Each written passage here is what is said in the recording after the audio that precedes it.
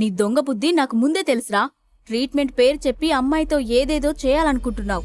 అందమైన అమ్మాయిని చూస్తే నీలాంటి ఎదవలు ఏం చేస్తారో నాకు బాగా తెలుసు అని శునకేశ్వర్ కోపంగా అన్నాడు. అవును మిస్టర్ మురారి, ఇలాంటి వాళ్లతో మీరు కొంచెం జాగ్రత్తగా ఉండాలి అని రాజీవ్ కూడా అతన్ని సమర్థించాడు. అందరి మాటలు వింటూ సాగర్ మౌనంగా ఉండిపోయాడు.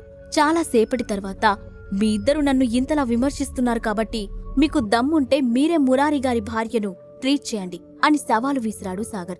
ఏంటి తమాషాగా ఉందా? మాకు చేయడం రాకపోతే రాదని ఒప్పుకుంటాం, అంతేకాని నీకులాగా తెలియని విషయాల్లో వేలు పెట్టం అని కోపంగా అన్నాడు రాజీవ్. మనుషుల్ని కాపాడడం మాకు తెలిస్తే నీకు మాట్లాడే ఛాన్స్ ఉండేది కాదు అని శునకేశ్వర్ కూడా పొగరుగా అన్నాడు. అంటే మీ ఇద్దరికి ఇప్పుడు హరిత గారిని ఎలా ట్రీట్ చేయాలో తెలియదన్నమాట. తెలియకపోతే నోటికి వచ్చినట్టు వాగకుండా కామ్గా పక్కన కూర్చోండి అని సీరియస్ గా చూస్తూ అన్నాడు సాగర్. అదే సమయంలో మురారి మధ్యలోకి వస్తూ, సాగర్ చెప్పింది కరెక్టే, మీరు ఇంకొక మాట మాట్లాడితే ఇద్దరిని ముక్కలు ముక్కలుగా కోసి చేపలకి మేతగా వేస్తాను అని కోపంగా అనడంతో ఆ ఇద్దరూ సైలెంట్ అయిపోయారు. సాగర్, ఇప్పుడు మనం ఏం చేయాలో నువ్వే చెప్పు అని అన్నాడు మురారి. డోంట్ వరీ మురారి, నాకిప్పుడు అర్జెంటుగా 2 చేపకళ్ళు కావాలి.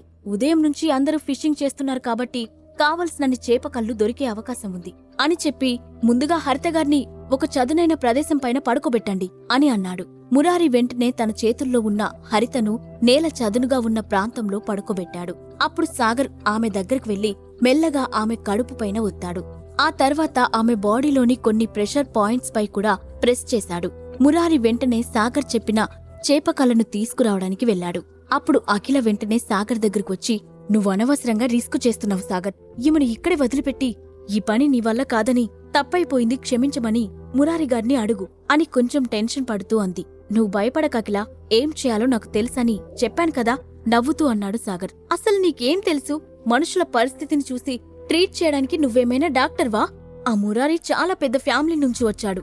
అతనికి కోపం తెప్పిస్తే కనుక మొత్తం మన ఫ్యామిలీ అంతటినీ నాశనం చేస్తాడు. నీ వల్ల మనందరం రోడ్డు మీద పడతాం అని భయంగా అంది అఖిల.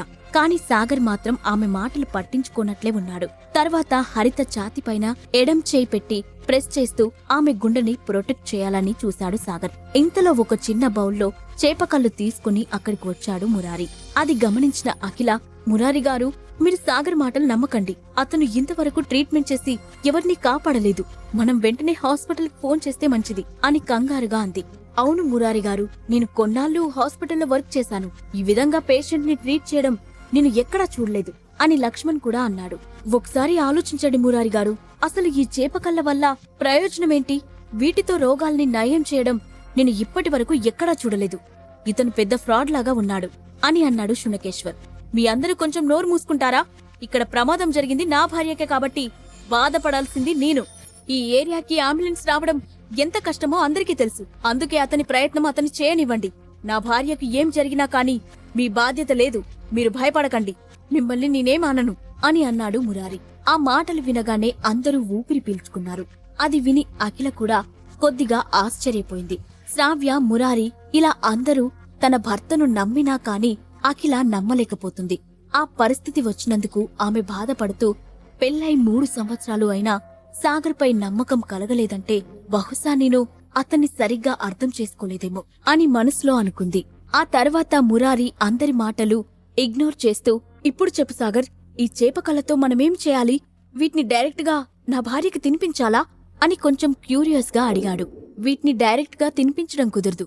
ముందు వీటిని ప్యూరిఫై చేసి మెడిసిన్ కింద తయారు చేయాలి అని చెప్పి హరితను ఒక బండరాయికి ఆనించాడు సాగర్. నీకు మెడిసిన్స్ తయారు చేయడం ఎలాగో తెలుసా అని ఆశ్చర్యంగా అడిగాడు మురారి. సాగర్ చెప్పింది విన్న తర్వాత మళ్లీ అందరూ అతన్ని విమర్శించడం మొదలుపెట్టారు. చూస్తుంటే ఇక్కడ ఏదో కామెడీ జరుగుతున్నట్టుంది. ఈ పనికి మాలిన అల్లుడికి మెడిసిన్స్ తయారు చేయడం కూడా వచ్చా? ఇతనేమైనా పురాణ పురుషుడా, లేదంటే ఆయుర్వేదం తెలిసిన చరక మహర్షియా అని చుట్టూ ఉన్న జనాలు ఇష్టం వచ్చినట్లు అతనిపై కామెంట్లు చేయడం మొదలుపెట్టారు. ఎవరు ఎన్ని విధాలా విమర్శించినా కాని సాగర్ దృష్టి మాత్రం మెడిసిన్ తయారు చేయడం పైనే ఉంది. ఆఫీసర్ జ్యోతి మాత్రం అతని వైపు ఆసక్తిగా చూస్తుంది. గతంలో ఆమె సాగర్ దగ్గర్నుంచి ఒక పిల్ తీసుకుంది. అయితే అప్పట్లో నాకిచ్చిన ఆ మెడిసినల్ పిల్ సాగర్ స్వయంగా తయారు చేసుంటాడా అని మనసులో అనుకుంది జ్యోతి. ఇదిగో సాగర్, నీలాంటి వాడు కూడా డాక్టర్ అవ్వగలడంటే నేను నమ్మలేను. 3 సంవత్సరాలుగా మా ఫ్యామిలీలో పని పాట లేక ఖాళీగా ఉంటూ ముప్పొద్దులా మెక్కుతూ డాక్టర్ చదివానని మాత్రం చెప్పకు అని గట్టిగా నవ్వాడు స్వరూప్. అతను ఆ మాటలు అనగానే పక్కనున్న అందరూ కూడా నవ్వడం మొదలుపెట్టారు. కాని సాగర్ అతని మాటలు పట్టించుకోకుండా పక్కనే ఉన్న బంకమట్టిని కొద్దిగా తవ్వి దాన్ని ఒక చిన్న బాల్స్ లాగా తయారు చేశాడు. ఆ తర్వాత వాటితో ఒక చిన్న కట్ల పొయ్యి ఏర్పాటు చేశాడు. ఆ తర్వాత సాగర్ తలపైకెత్తి, రాజీవ్, స్వరూప్, శునకేశ్వర్, మీ అందరూ మీ కోట్లు తీసి ఇవ్వండి, నేను వెంటనే మంట వెయ్యాలి అని సీరియస్ గా అన్నాడు సాగర్. ఆ మాటలు వినగానే స్వరూప్ ముఖం మారిపోయింది. దాంతో అతను ఆవేశంగా, ఏమన్నావ్? మా కోట్లు తీసి ఇవ్వాలా? ఎంత పొగరు నీకు అని ముందుకు వస్తూ అన్నాడు.